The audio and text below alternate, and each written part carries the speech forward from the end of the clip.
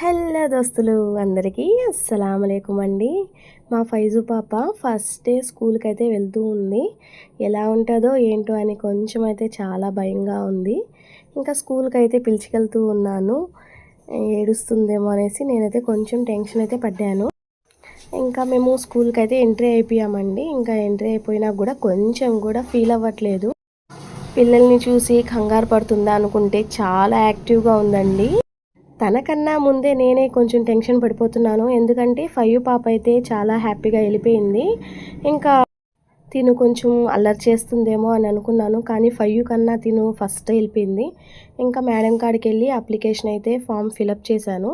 చూడండి ఎంతమంది పిల్లలు ఉండారో, కానీ ఎంత హ్యాపీగా వెళ్ళి కూర్చునేసింది మేడం పక్కన.